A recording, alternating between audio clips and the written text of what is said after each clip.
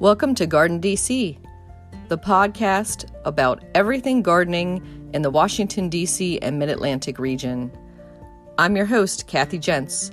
I'm the editor of Washington Gardener magazine, and we're aimed at gardening enthusiasts, people who grow everything from edibles to ornamentals, natives to exotics. If it grows in our area, that's what we talk about.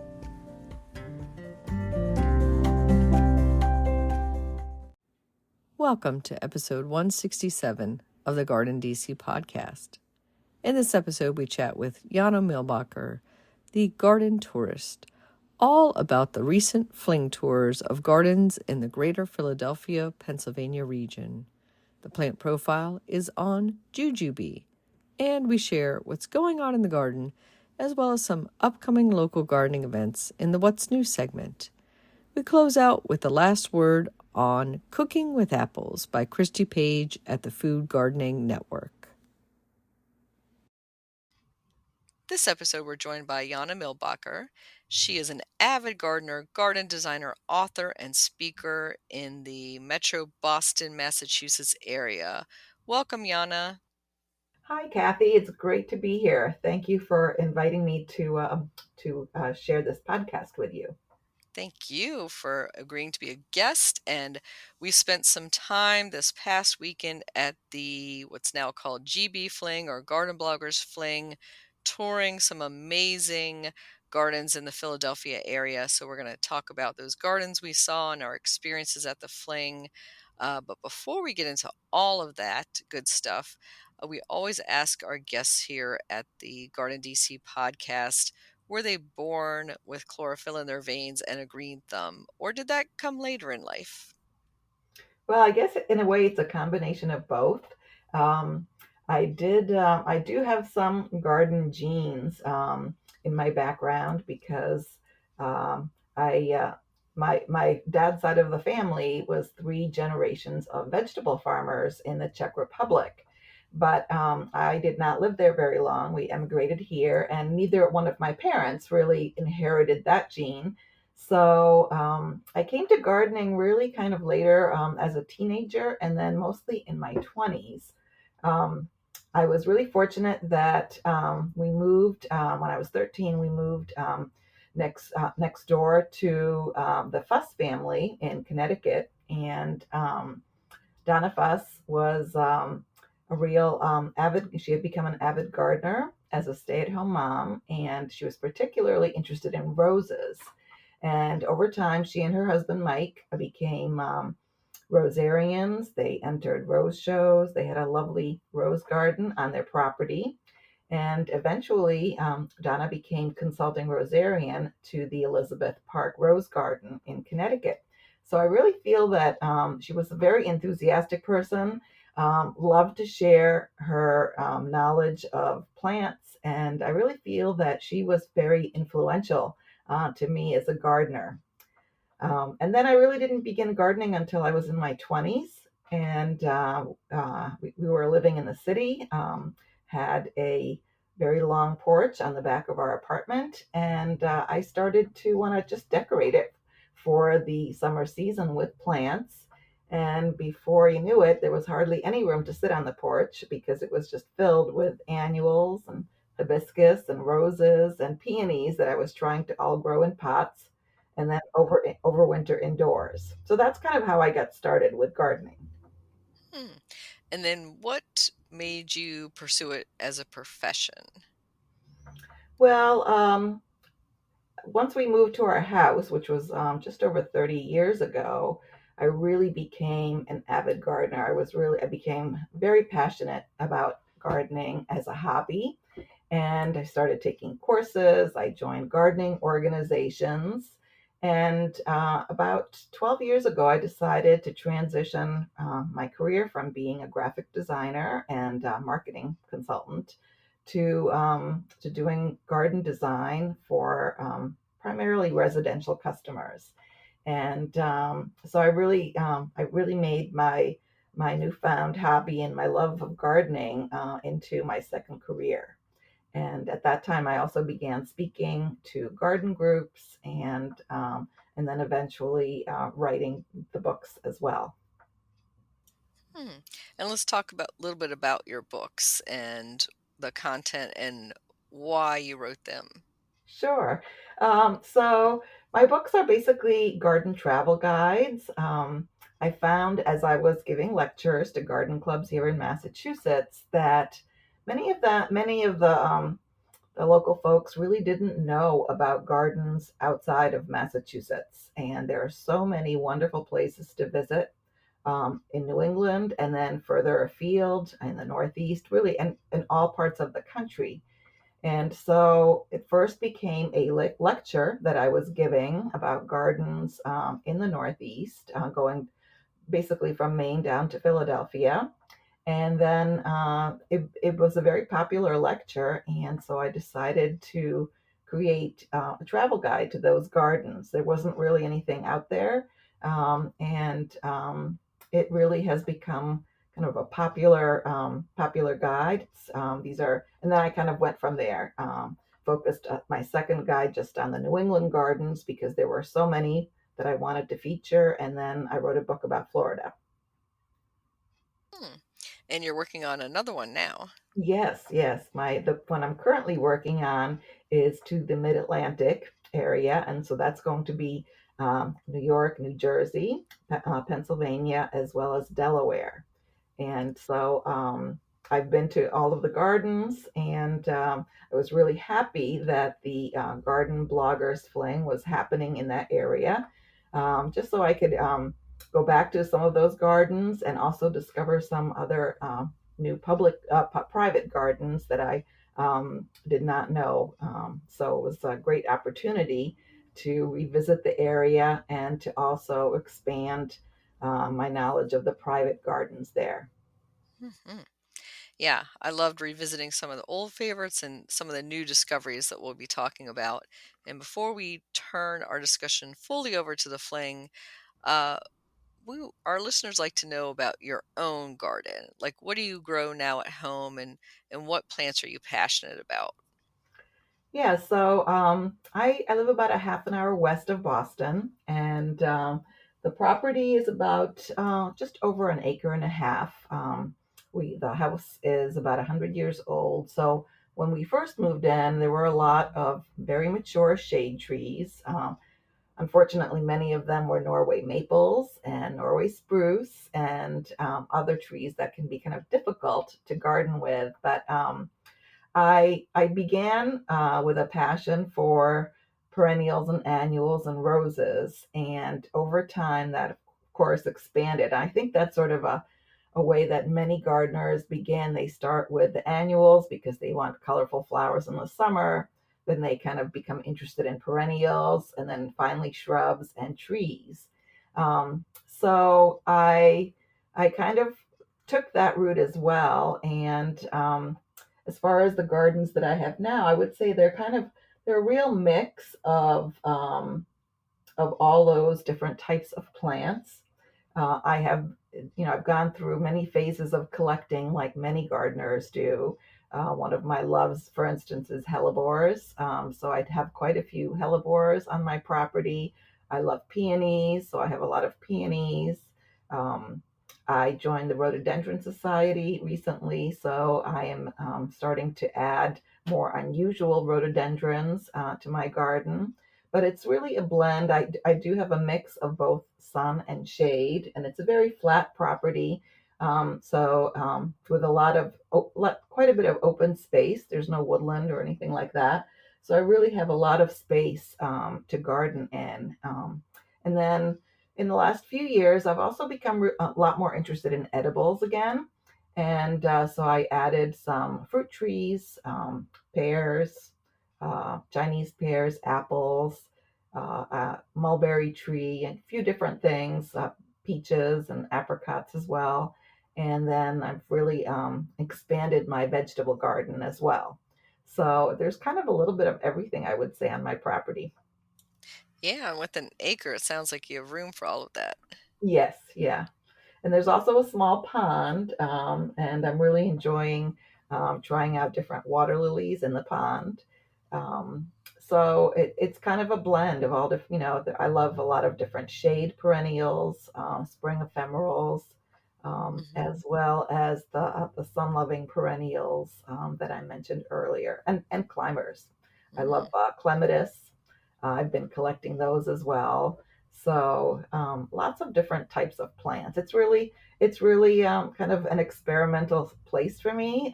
As a garden designer, I really try to recommend plants to others that I have grown myself.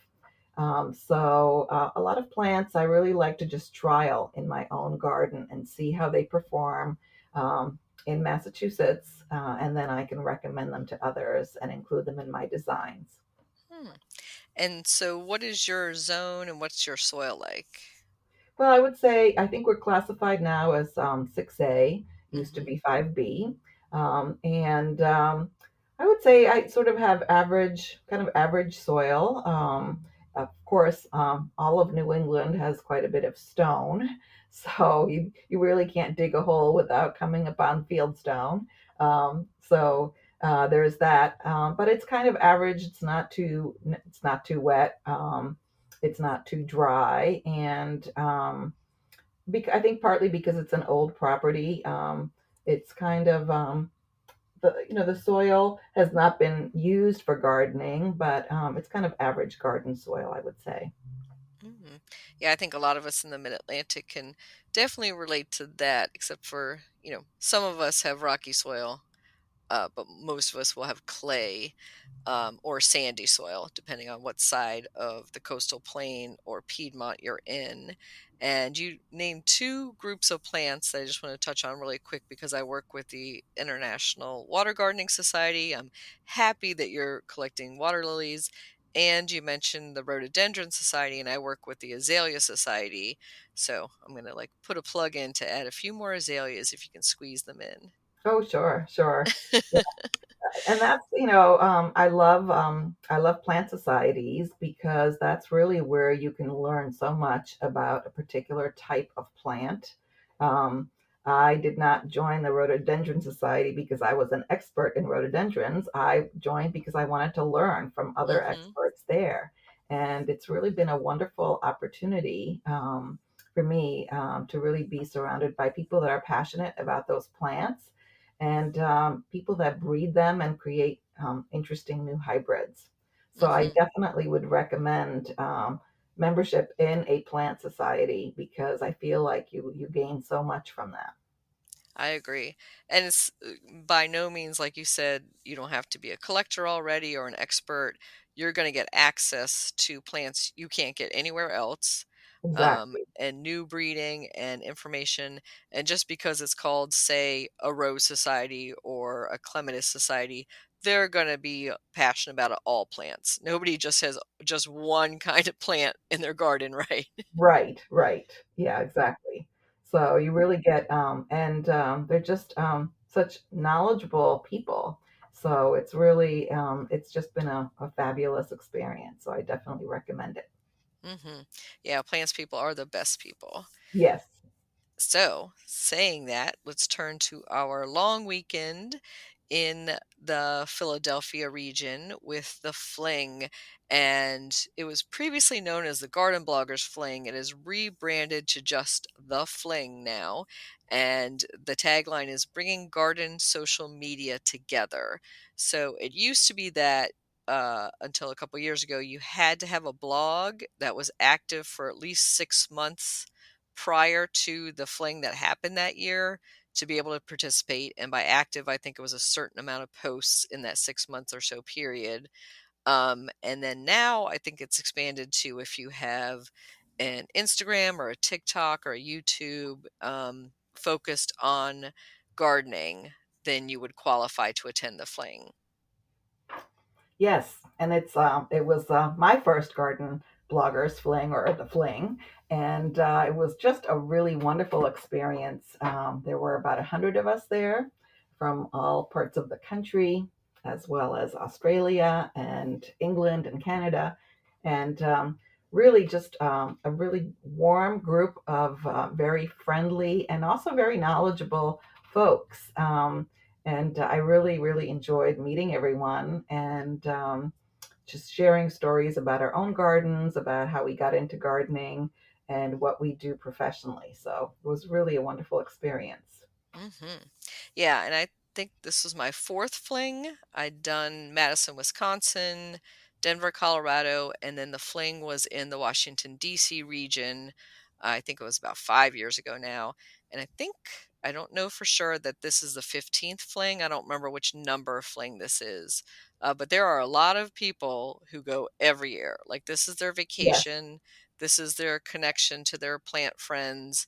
It started off as a group of garden bloggers who were corresponding on each other's blogs or commenting on each other's blogs, and then decided we want to get together for the weekend of seeing gardens in Austin, Texas.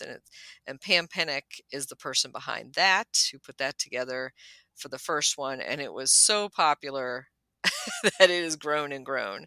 sure. So this one was about 100 people. I would say what was funny to me about this year's Jana was that it was, I think, 95 female and a few males Right, sprinkled right, in. exactly. Yeah, so it usually is more couples, and there's some blogs and things that are done as couples, and there's certainly a lot of male social media garden influencers, but only a few were in attendance. But it was still, it was interesting just to observe that. Sure, sure. And so our first stop of our first day was at Longwood Gardens. And so we arrived around a little after noon. And they took us first to Longwood Gardens production facility side, where we picked up our name badges. And they gave us a behind the scenes, really quick tour of that newish production facility that's only been around for a couple years. And it was a state of the art greenhouse. I was very impressed, Yana. Oh, I was too. And I've gone to Longwood Gardens many times. So this was a real treat for me to see behind the scenes how they everything from the way that they pot their plants to the way that they trim the bonsai. Or the way that they make those wonderful hanging baskets that are just huge, and really those greenhouses are just so custom tailored to their displays. It was really fascinating to see how they were able to customize all the machinery, and really it was incredibly impressive what they were able to do. Mhm. And because of the timing we were there, we got to see the mum show. The chrysanthemums were Yeah. just starting to be transitioned to the conservatory at Longwood. So they were having a succession of the mums that would be in bloom over several weeks. And a lot of them were in topiary style or spider forms, or the single mums that have the huge head. And that was just fascinating to learn about how some of that is done. I don't know if your group, Yana, that you were in, we were split into groups of about 10 or so. The guy who was in charge of the mums talked about how he kind of massaged the stems. Because to me, I don't know about you, Yana, but when you bring home a pot of mums from the store, like the supermarket, those branches snap off in a hot second. Right. like Right. and I was looking at these topiaries and the way they're trained, and I was like, they seem so brittle. But he basically was saying they stop watering them for a couple days, Hmm. and then they warm up their hands, and then they kind of massage the stem and break the interior, like kind of like Yes, that's massage right. it back and forth. Right. The interior cells break, but not the outside cells break. And I was like, what? That blew my mind. Yes. Well, the I've been to the chrysanthemum show a couple of times, but I just had no idea what went into creating these plants and the topiaries. So it was really fascinating to me.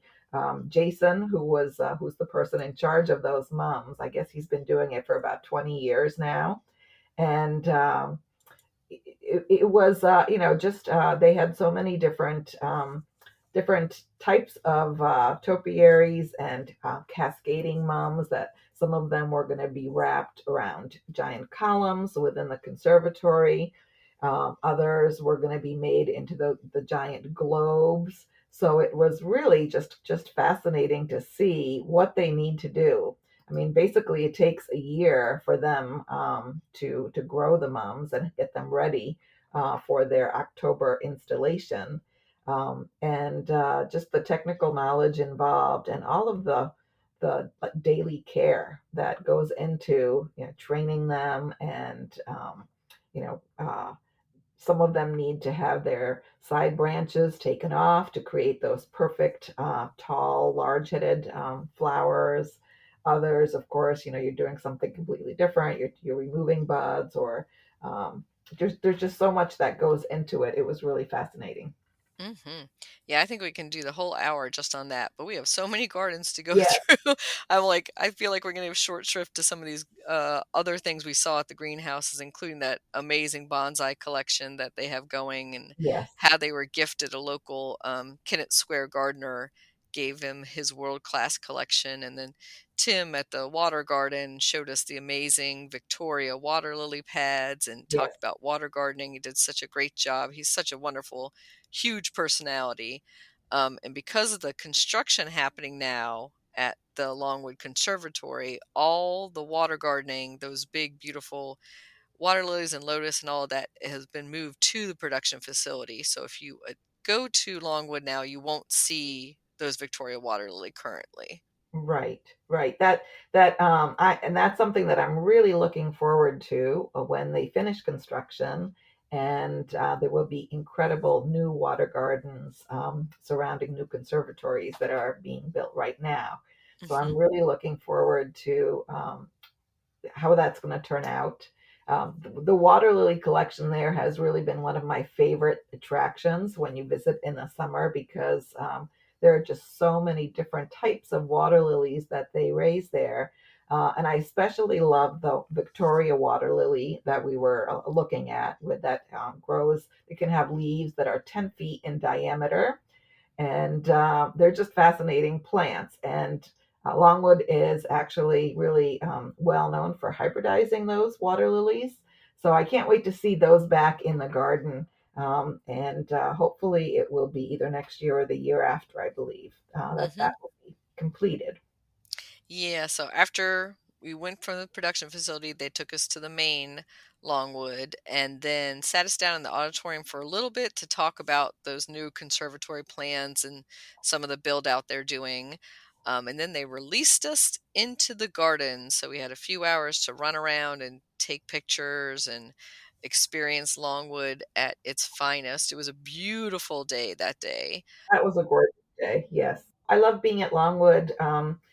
Late in the season like that, because that is really when you visit the flower walk, that's several hundred feet long and is kind of one of the original parts of the garden. That's really at its prime right now, because Hmm. it's filled with annuals and tropicals that have reached their mature height, and they're all in just in beautiful bloom, with colors that kind of they start with blue at the beginning of the walk, and then they go towards maroon and red, and then orange, yellow, and finally white. So that's really when that flower walk is at its glory. So it was great to see it there in September. Hmm. Yeah, always great all times of year, especially in spring with the bulbs. But now when Yeah, it's mature at the end of summer, it's so full and gorgeous.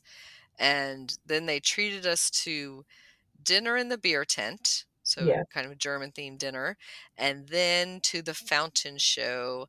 And our evening was the music of the ballet, I think, of Romeo and Juliet. yes, yes. It was just stunning. I had never seen a whole show at night. I had just seen bits and pieces of one. So this was just it was just amazing. Hmm. Uh, just Yeah, a, I would say you don't need to be a gardener. Like that part of that aspect of Longwood Gardens is something that everybody should right, experience. right, for sure. Hmm. And so that was a long and full and wonderful day at Longwood.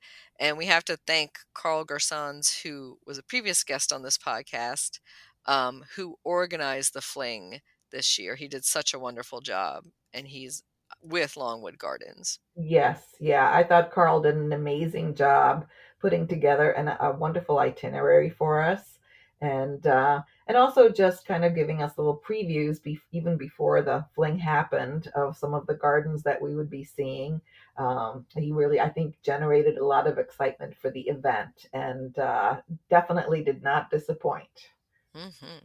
And stayed flexible because as the weekend went on, we had the storm, what do we call it? Tropical storm Ophelia Right, move right. in. So our first 2 days were beautiful weather. And then Saturday and Sunday, we had on and off rain. But, we're gardeners, we're hardy. We're used to that. Yeah. You have to be. Yep. So our second day started off early with a pickup at 8 a.m. and half of us went to Andrew Bunting's Belvedere and half of us went to Charles Crescen's Hedgley Spring. Yeah, Did you start with Andrew Bunting? I did. I Okay. did. So you were on the same bus as me then. So Yeah. Andrew's been a past guest also on the Garden DC podcast a few times. So it was such a pleasure for me to actually get to see his home garden for once. And what did you think of it?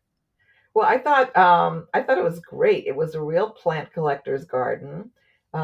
He had transformed his front yard into a gravel garden, which was really very unusual. With the gravel garden had a patio, a central patio, a beautiful pot of these giant elephant ears anchoring Mm-hmm. it, and it was just very unique.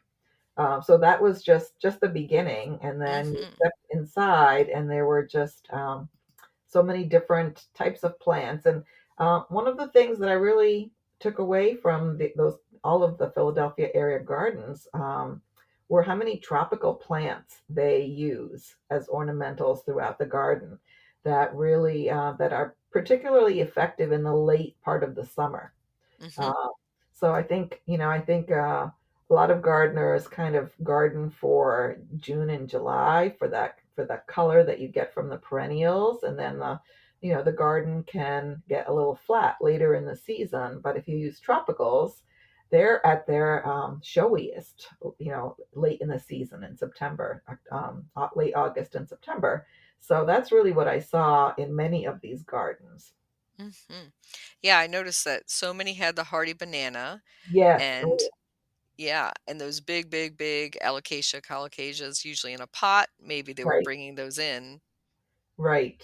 Cannas, a lot of really large cannas, Hmm. and many beautiful dahlias too. So a lot of great tropical plants, which of course, can't stay outside for the winter, but they definitely just add a lot of drama to the garden. Hmm. And so from Andrews, we went to Charles Crescent, Hedgley Spring. These are both private gardens in Swarthmore. They've opened their gardens in the past to groups or garden clubs or for like open gardens for the Garden Conservancy, but these would be by permission only, these two gardens. That's right.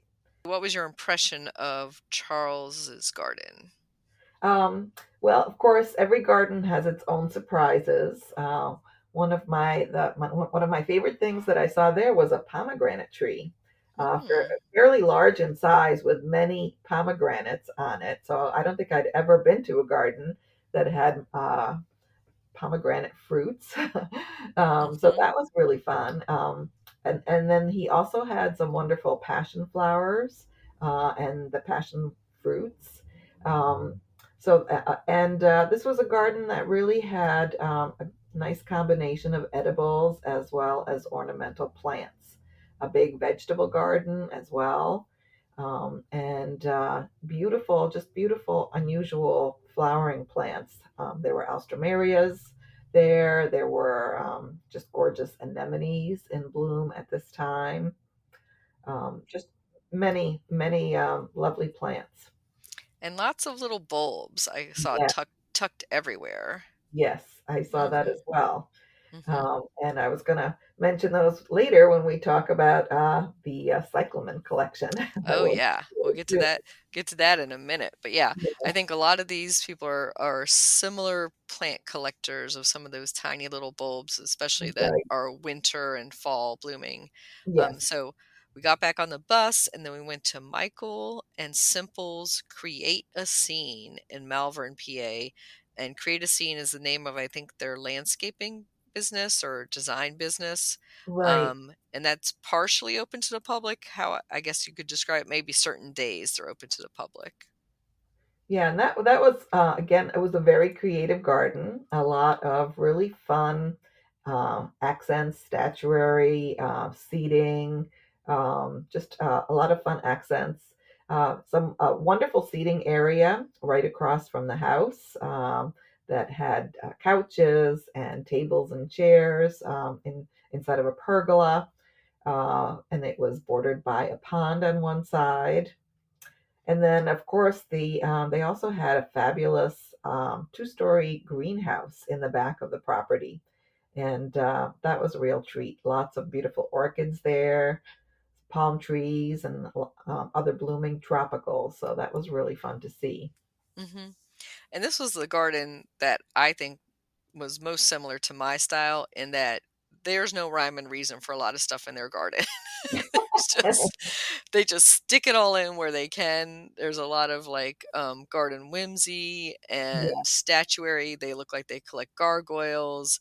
And right, right. Simple makes a lot of things. He had these metal cats he was making and different structures that they were using and selling.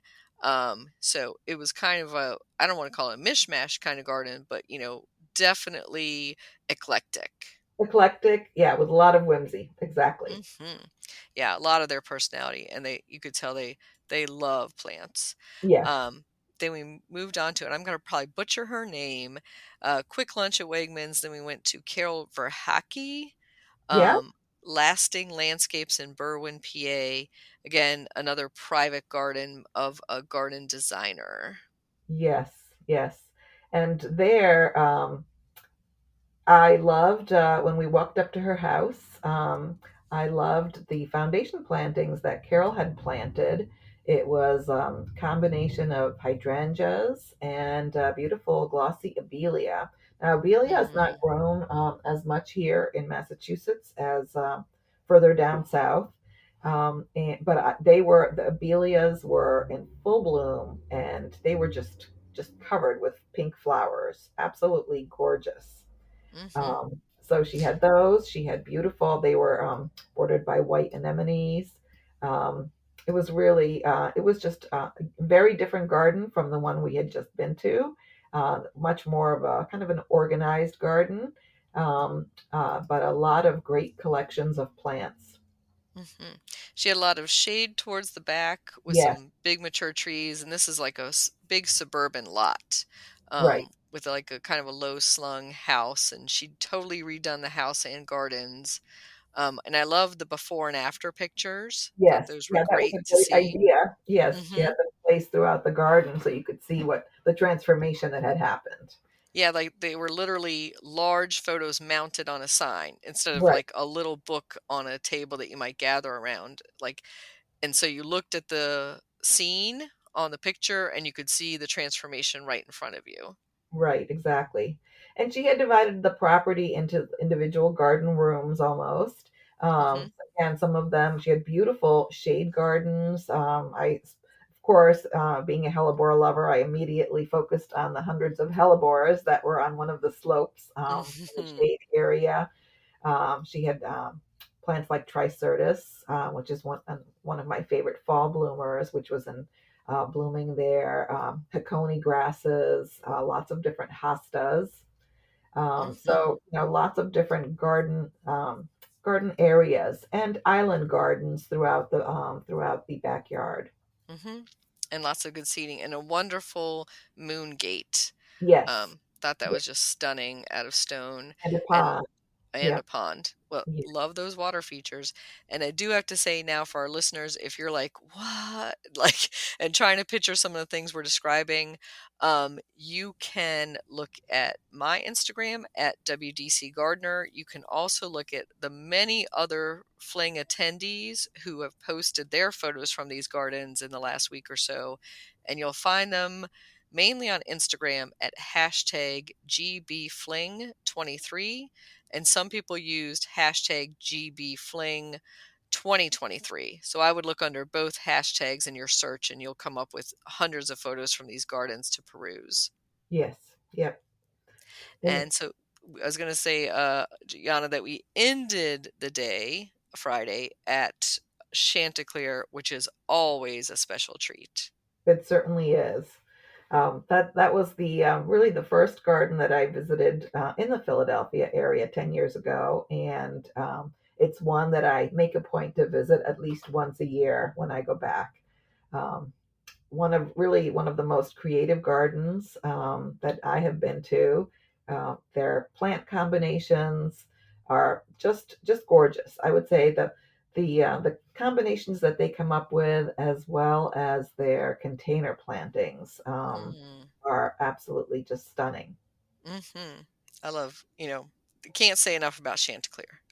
Right, Just right. like, You can't.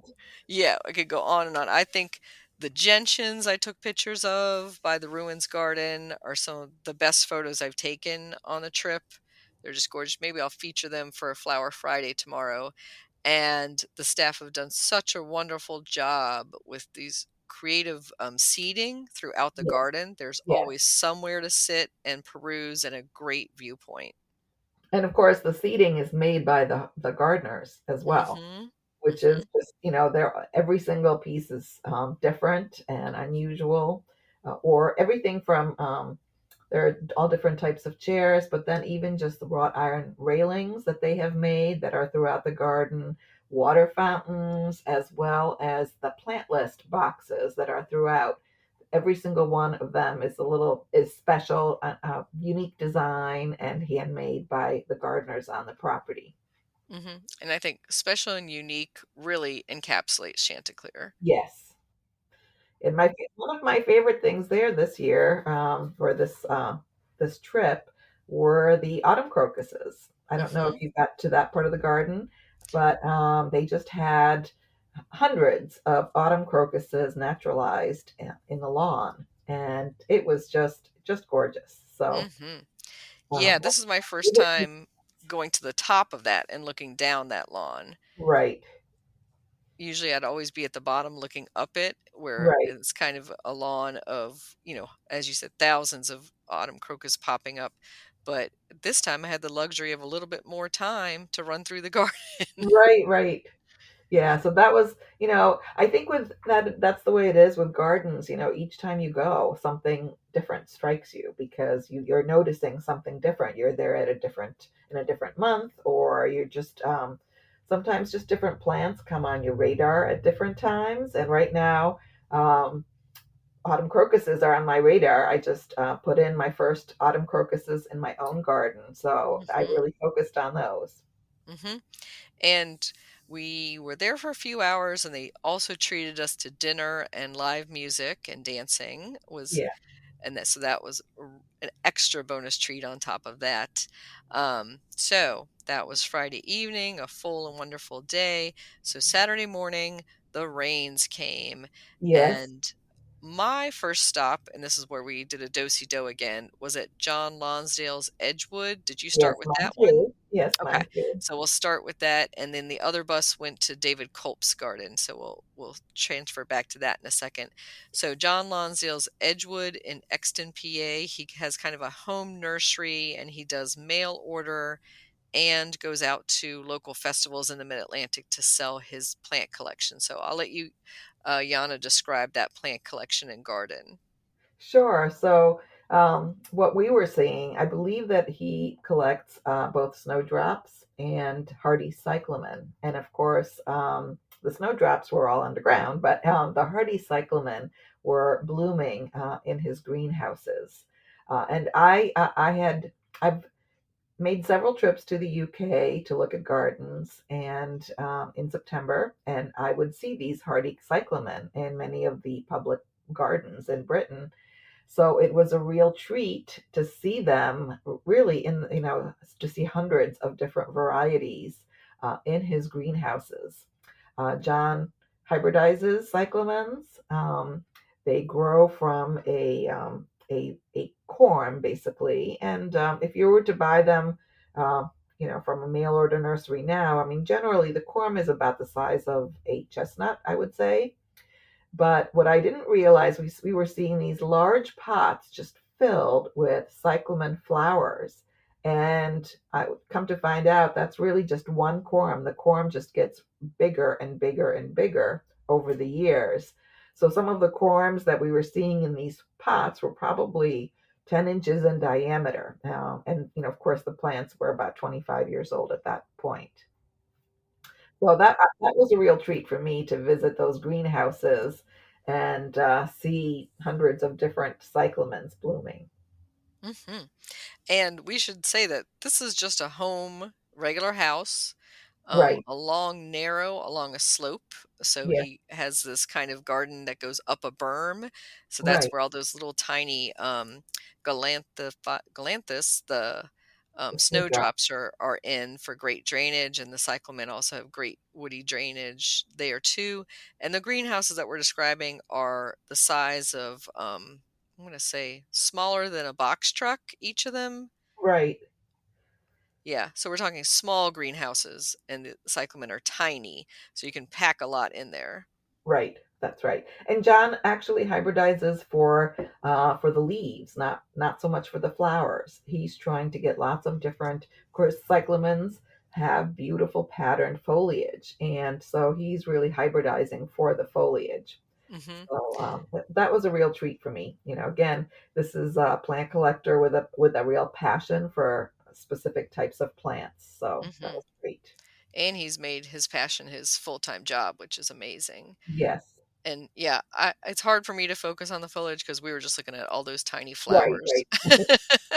And also, we should say, in his British accent, I think he said cyclamen, not cy and we're Okay. saying I'm never gonna say it, it's always gonna be cyclamen to me too.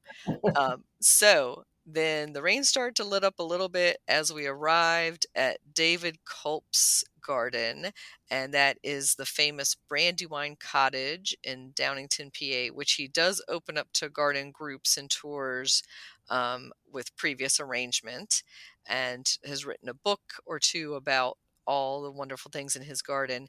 Was that your first visit there, Jana? It was actually my second. Okay. I had been there a year ago in June. Hmm. And it's always a treat to see this garden because I have read both of his books.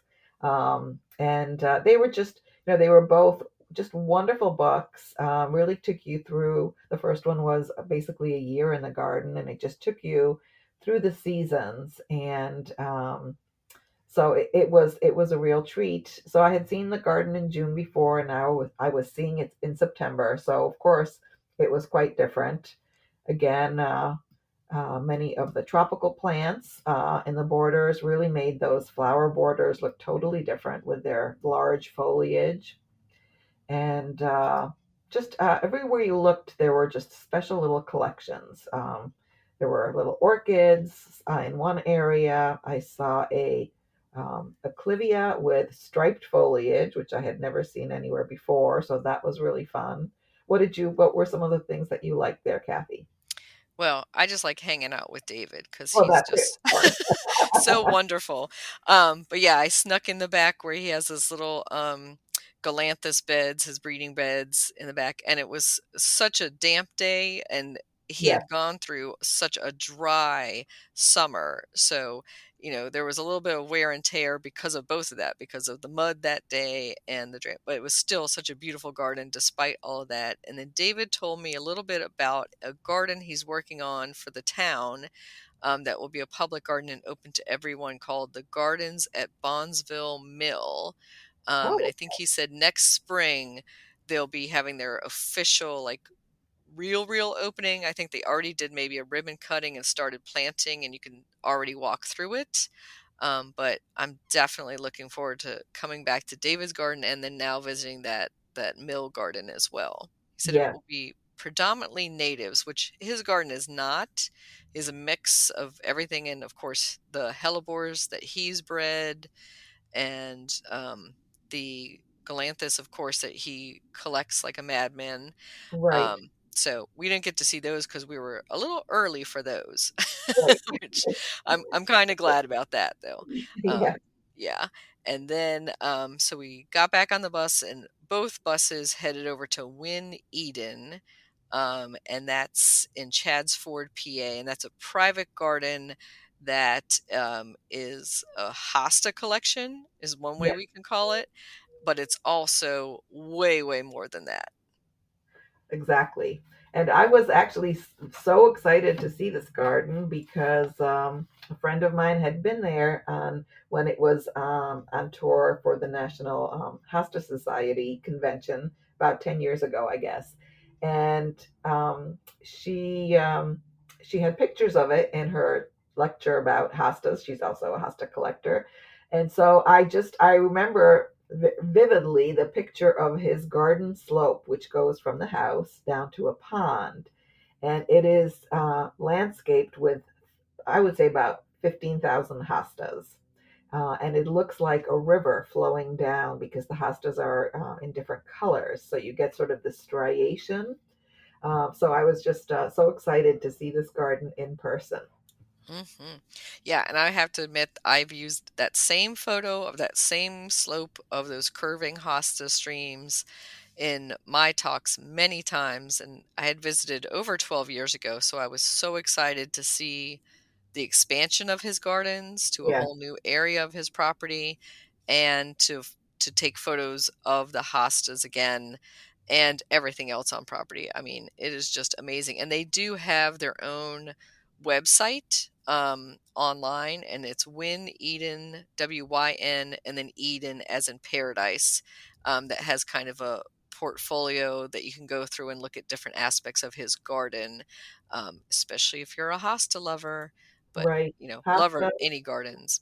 Really, the bamboo, a beautiful bamboo grove. I think he has three ponds on the property, Hmm. and woodland walks all around them. So it's just a real, very different kind of garden, kind of much more naturalistic than many of the others that we had seen up until that point. But Hmm. just lovely. Yeah, you just feel like you're taking a long walk in an enchanted wood. Yes, Like definitely. it's more experiential type garden. So then we had a quick lunch at Wegmans again, and then we terrorized Terrain, Right. um, which is a renowned garden center slash nursery slash lifestyle store. So you got to hit that when you're in that area.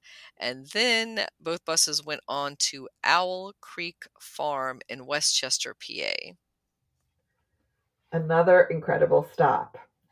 This was really, this property was a lot about flowers and a Hmm. lot about container gardening. Hmm. Um, in fact, we were told that they had over 80 containers throughout their gardens, and the gardens were just magnificent in many different ways, but the containers were filled with tropicals, annuals, perennials, and they were all grouped to create these vignettes throughout the garden and to Hmm. frame a lovely gravel patio in the back. So that was a real treat to me. For me, it was a very colorful garden, Hmm. and it was in a really interesting kind of a meadow surroundings because it had originally been, I believe it was a farm at one Yep. point, a little farmland, and then now some of that had been allowed to become a meadow, and so it was this lovely, colorful garden in the middle of a meadow. Hmm. Yeah, so it's a private estate, and you kind of enter it through this winding road through that grassy meadow, tall meadows, and then the house is revealed to you with the kind of a surrounding garden. And I love they had a gated, fenced, like deer fenced off Hmm. vegetable garden. So I don't Yeah. know why, but I was like, I hadn't seen so many vegetable gardens during this trip, so I was spending a lot of time taking pictures in there too. Well, I'm always fascinated what other vegetable gardeners do, Hmm. as far as how they grow their plants, what they use to trellis their plants on, how they keep the critters out. So it's always, I always appreciate visiting other vegetable gardens as well. And this one was gorgeous. Hmm. Yeah, everything was, done to perfection. And I do like how the homeowner had come out and greeted us and told us that he was all about shrubs and trees from his nursery background as Right. a plantsman, with Connor Pyle and Star Roses, and he had a conifer collection there too. But his wife was the one who I think, added all those annual containers, and it is, the better for it. It's just an explosion, as you said, of color. Yes, it is. Mm. It was also a place where I saw pawpaw trees with Mhm. fruit. And of course, those are native, it's a native fruit tree here in the United States. And I've tried them, I've tried growing them a couple of times, but the deer got to them a couple of times. So I haven't had luck yet, but it's still on my radar, to add more of the pawpaws to my garden. So it was fun to see them there. Mhm. And we finished that day at Stoneleigh, a natural garden. So we had a visit and dinner and then a presentation of next year's fling, which will be in the Seattle Puget Sound area. Yes. And Stoneleigh was a real surprise for me too because I had seen it when it's really only been open to the public for about 5 years now, Mhm. and I saw it the first year that they opened, and it's a beautiful large property around. It's an estate with a mansion, and it had beautiful collection of trees. But they have added so many plantings in the past 5 years that it's kind of night and day to what I had seen before. So I was really just dumbstruck by how much it had changed in that short amount of time. Mhm. And to me, it's like some of the most wonderful trees. The tree collection there is incredible. So if Yes, you love arboretums and old trees, and then underplantings with big swaths of native plants, that's the new additions. And exactly. then they share, the foundation there shares the space in the house with a organ collection, as in church organs that have been rescued from churches, I guess, throughout the country, and maybe some are there in the basement. So it's a funny juxtaposition, Yes, yeah, yeah. But the yeah. house is like circa, I think, 1920s Gilded Age type Right, house. exactly, Hmm. exactly. And to me, that was one of the really interesting things is to see this Gilded Age estate, but to see that the plantings are all native plants. So you've got this kind of this nice juxtaposition of the formality of the original layout of the garden and of the house, and then you've got sort of um, the informality of the plants themselves. Kind of a Hmm. really nice juxtaposition of the two. The plants really soften the formality of the house and of the lines of the garden. Hmm. And because it is a fairly new public garden, it's not a lot of people's radar yet, but it'll be developed in the next 10 to 20 years. I think there'll be huge transitions to it.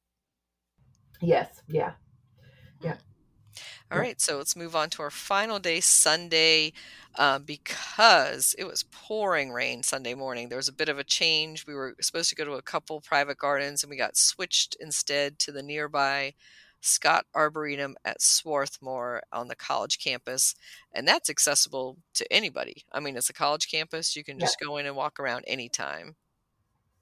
And they have a fabulous rose garden there, and that's really what I had seen, what I'd mostly seen in the past, Hmm. along with their the famous amphitheater, which I think is one of the main, sort of the focal point of the gardens there. Sadly, that was kind of inaccessible to us at this time because they're doing a lot of construction on campus. But I really also enjoyed seeing all the different pocket gardens throughout the campus. It seemed like everywhere you turned, there was another little pocket garden. They had different themes. Some were shade gardens. There was an alley of cypresses, I believe.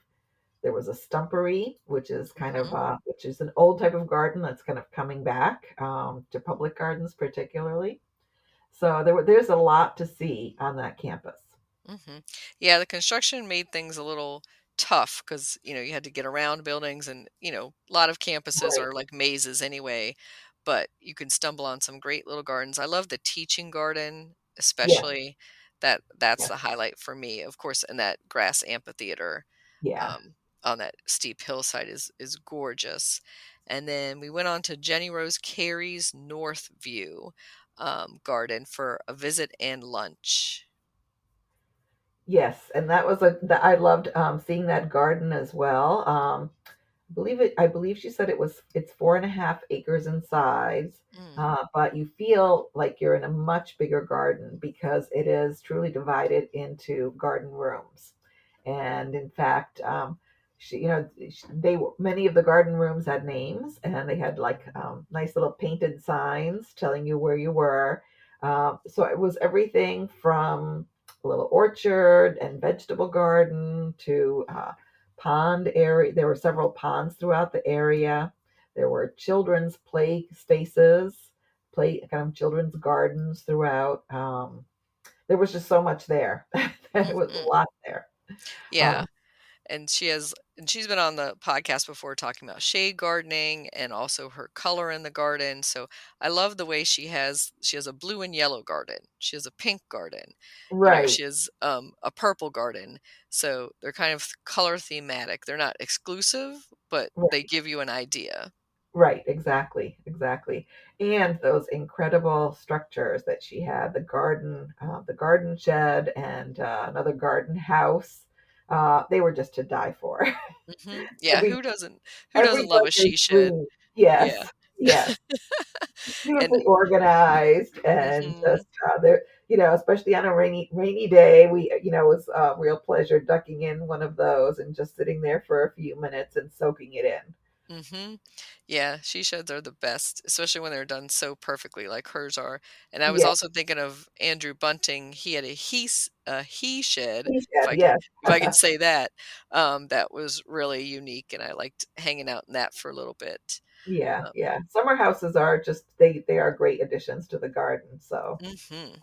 So if you have room to put something like that in, it's really worthwhile. Definitely. Yeah, and it gives a little like cozy place for the gardener to kind of hide out from the world too. Right. And so our next stops, the buses split again, and half went to Millfleurs, Barbara Tiffany's garden in Pont Pleasant, and then Paxton Hill Farm. Which one did you go to first? I went to Millfleur Hmm. first. And So, I had been there before, so it wasn't my first time. But that again is an amazing plant collector's garden. They Barbara has plants there really from all over the world, mm, and it's the site itself is very interesting because it was an old mill. So you've got the river there, and most of the gardens are really terraced on a hillside going down to the river. Um, so that in itself, was an interesting challenge to overcome when you, as a gardener, because these are steep hillsides, hmm, almost vertical. And then she created kind of themed planted areas as well, from a gold area like a gold garden to a variegated green and white garden, just lots of different types of themes throughout, and lots of rare plants that you wouldn't find in most nurseries. hmm. Yeah, and she has a small little nursery at the top, kind of Yes, where you enter, that you can buy some propagation of some of those plants. But as you said, rare finds, some variegated things you won't find anywhere else. She's got some one of a kind stuff that's amazing. And I would call it a ravine garden. I mean, can't right. emphasize how tall that rock wall is and how steep it is down there. But she's got Yes, a little golf cart, so when she does bring groups in and you need assistance to get up and down that hill, you can jump on her golf cart with her. right, right. And then the gardens are accented with this beautiful outdoor furniture that I guess she and her husband designed. Hmm. These lovely benches, wood benches that are really unique. So it's a place where you could really spend hours and hours just looking at all of the different plants and trying to figure out, where they came from, what part of the Hmm. world they came from. And Barbara takes you through personally herself. She's a dynamo, and she Yes. gives you the stories behind these plants. And, Right, right, which is a lot of fun. And her favorite hmm, color is purple. So there's a hmm. lot of purple in that garden. And she was dressed all in purple when we were there. Yeah, she had purple umbrellas. Yeah. for her helpers who are helping people guide through the garden as well. And she always bakes cookies for you at the end, so always a treat. And yeah, Yes. she is I just consider her um, just an incredible plantswoman. She is just Yes. a phenomenon in her own. And then Paxton Hill Farm, not too far away in New Hope, Pennsylvania, and that is a nursery and a public garden. So you pay at the nursery desk to go in if you were to drive up and go on your own. And to me, Jana, that was the revelation of this whole weekend fling for me Really? because Oh, okay. for years I've been wanting to go to Paxton Hill. I just thought it was a nursery. I thought it was a place to buy cool plants. I had no idea of this garden that Bruce has developed there. It's yeah, it again, it's a place that's divided into these really interesting garden rooms. But I think to me, these garden rooms, many of them are all about drama.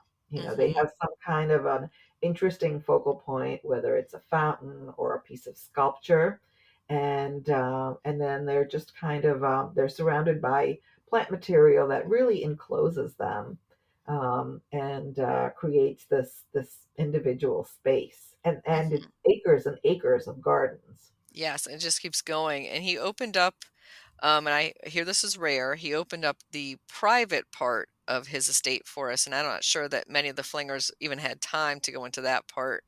But I talked to one of the nursery employees and he led us through to the private side, which I think maybe during a garden conservancy day he would open up that. And in future years, they said that will also be part of the public garden side and that he has a conifer collection, just Right, stunning, right. and this beautiful like dry stream bed, which was not so dry during our visit, No, unfortunately. but it did show you the great stormwater usage Yes. um, of that. And just had a cat jump on me to get a hug. Um, so yeah, Paxton Hill Farm, well worth the visit. And then we ended Sunday with a trip to Peddler's Village, which has some, street plantings and containers, but that was mainly for social shopping and dinner. That's right. That's right. Yeah, it was really an amazing itinerary. I mean, we were going from 8 in the morning until oftentimes 9:30 at night, and packing in 5 gardens a day. So it was really a wonderful packed itinerary. Yeah, kudos again to the Fling board and to Karl for organizing. And we saw some amazing things and want to pass that on to the Garden DC listeners. And if you are ever in the Philadelphia area, I would highly recommend a stop at a few of these. Definitely. And I'm just I can't wait to go again next year. I do go down to Philly at least a couple of times a year, so I'm looking forward to it again. hmm So thank you so much, Jana, for sharing your impressions of your first time at the Fling and these Philadelphia area Mid-Atlantic gardens. And how about sharing with our listeners how they might contact you? Oh, sure. Well, you can contact me several ways. My website is enchantedgardensdesign.com, and that's really kind of the easiest way to get a hold of me. But there's a contact page, and there's also information about lectures that I give, about my books, and about garden tours that I'm giving. I'm also on Instagram at the Garden Tourist. And I have two Facebook pages. One is called Enchanted Gardens, and the other is a group called Garden Tourists. And that's a group that you can join to learn about places to visit primarily and to share places, gardens that you have visited as well. Kathy, thank you so much for having me on your podcast. It was a real pleasure, and I so enjoyed sharing the garden bloggers fling with you. It was a great experience, and I'm really looking forward to going again next year in Washington State. Thank you, Jana.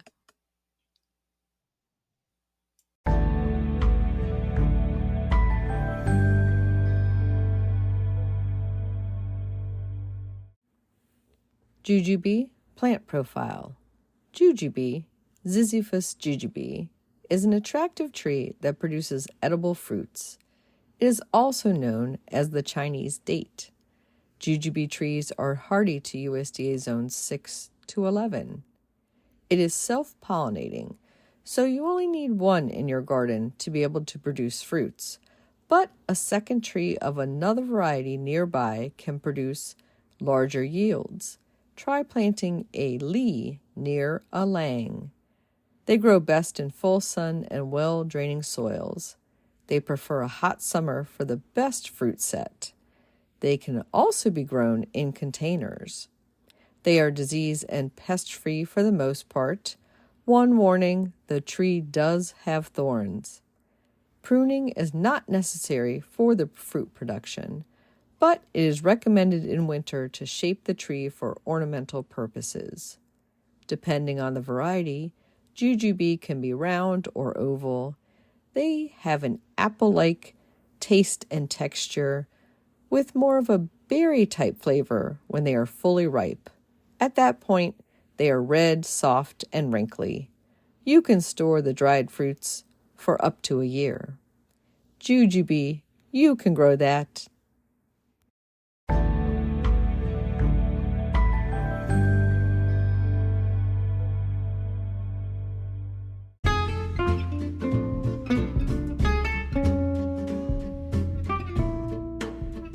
What's new in the garden this week? Well, my sedum autumn joy is blooming, and that tells me fall is officially here. Over at the community garden plot, we have seedlings coming up from our radish and arugula, and hope to see the seeds also sprouting soon for our beets, our cilantro, and our spinach. In the local gardening world, a couple of events that you might want to attend in the Washington, D.C. area include the orchid auction of the National Capital Orchid Society, and that is being held Saturday, October 7th at the North Chevy Chase Christian Church on Kensington Branch Parkway in Chevy Chase, Maryland. The auction is open to the public and admission is free. You'll see a wide variety of species and hybrid orchids at the auction, and there will be award-winning best of plants, all cultivated and grown with great care by the NCOS members. Orchid plants and supplies will also be available for sale, and you can find out more about that at ncos.us. And the following day, Sunday, October 8th, in the afternoon from 2 to 4:30, is the Rosebush Auction and Rooting Workshop. It's a lively rosebush auction followed by a hands-on rooting workshop hosted by the Arlington Rose Foundation that is free for ARS members. Non-members have a fee of $18, and this is held at Columbia Gardens Cemetery off of Arlington Boulevard in Arlington, Virginia. Details are available at arlingtonrose.org. Happy gardening!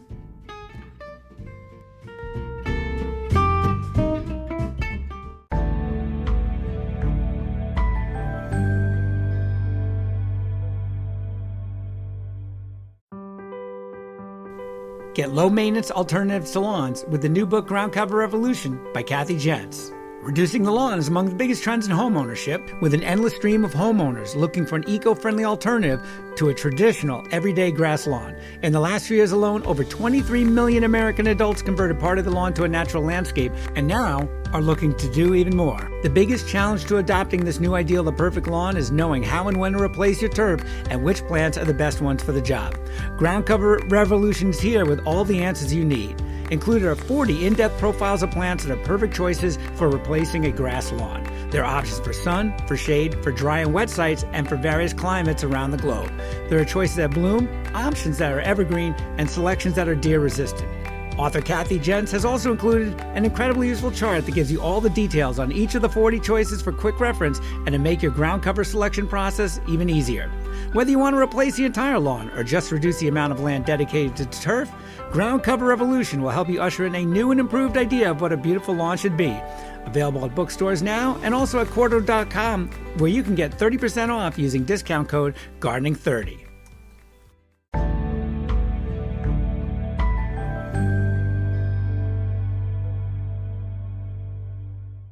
In the new book, The Urban Garden by Kathy Jentz and Terry Spate, you'll find dozens of inspiring and creative ways to grow flowers, shrubs, vegetables, herbs, and other plants in small spaces and with a limited budget. Whether you want to grow on a balcony, rooftop, front stoop, or a tiny urban patio, turn your growing dreams into reality and build a gorgeous and unique garden that showcases your personal style while still being functional and productive.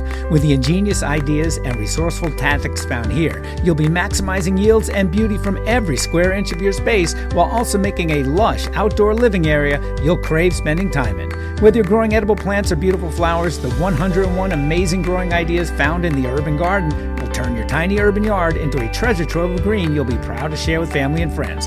Buy your copy today at your local retail bookseller or order it online now at Amazon.com or bookshop.org.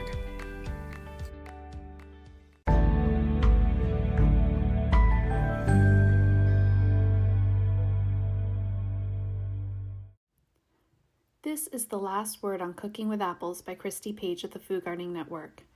My absolute favorite thing to do every fall is to make an apple pie, or really just about anything with apples.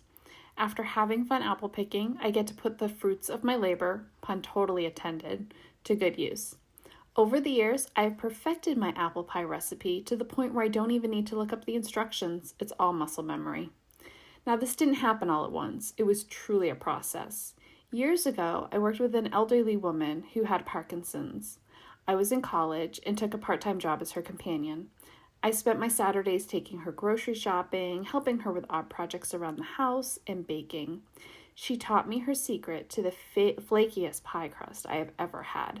It's now the only recipe I'll use. To make an apple pie, I took hints and tips from my mother, my grandmother, and even Betty Crocker. Each year, I'd make one and tweak it just a little bit until I knew it was right. The year I knew it was perfect was actually my second year of marriage.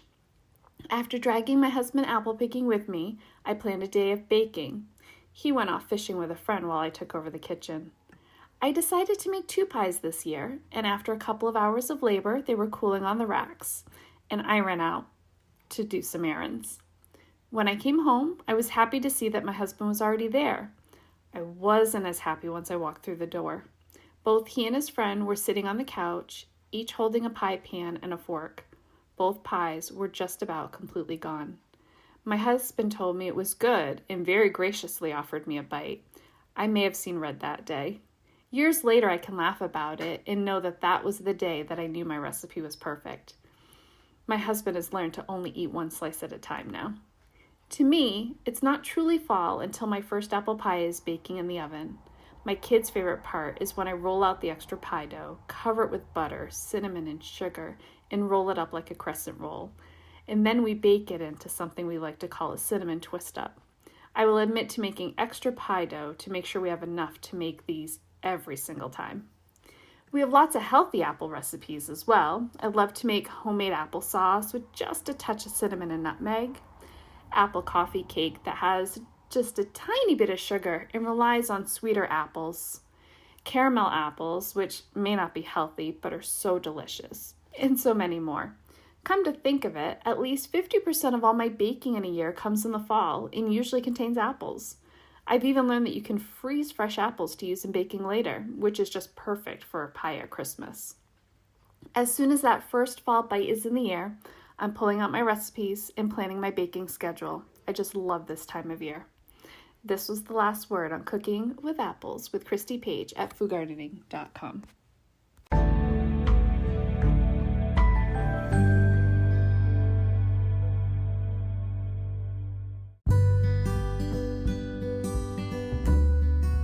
Well, hey there, garden lovers. This is Ray Eaton, founder of Discover Garden Tours. I'm here to invite you all to join us next April and experience the beauty of Dutch gardening and horticulture on our Discover the Netherlands tour. Please join us and speaker, author, and social media influencer Kathy Jentz for this once-in-a-lifetime garden adventure. We'll visit private and public gardens, flower shows and auctions, and much, much more. Highlights include the Keukenhof Gardens, Hortus Botanicus Leiden, and the Flora Holland Flower Auction. The tour dates are from April 16th through April 25th, 2024. Full details and registration are available on our website at discoverourtours.com. Remember, space is limited, so if you don't want to miss out, I would highly recommend signing up today. We look forward to seeing you in the Netherlands and sharing this unforgettable journey together.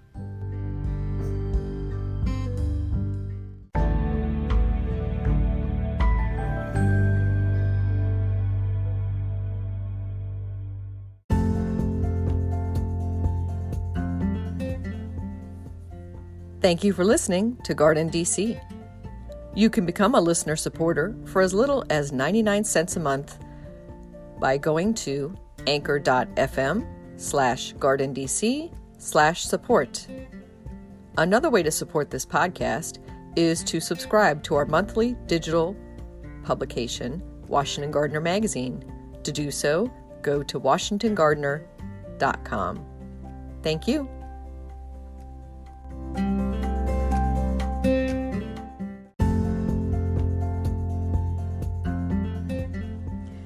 You can find Washington Gardener online at washingtongardener.com, on Twitter at WDC Gardener, on Instagram at WDC Gardener, and on Facebook.com at Washington Gardener Magazine.